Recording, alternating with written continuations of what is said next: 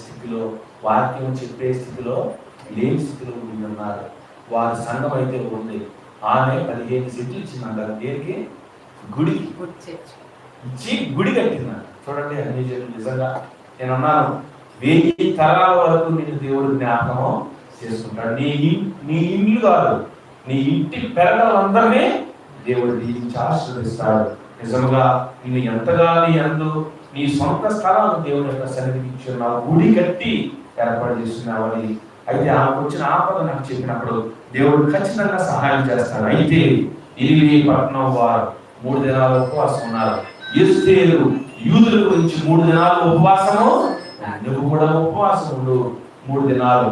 నీకు తెలియబడనివి దేవుడికి తెలుసు. దేవుడు సమస్తము చేస్తాడు. ఒకవేళ ఏ వ్యసనం ఉండైనా, ఒకవేళ ఏ యొక్క స్థితి ఉండైనా, ఒకవేళ ఎలాంటి అగాధ స్థలంలో ఉండే పరిస్థితి వచ్చినా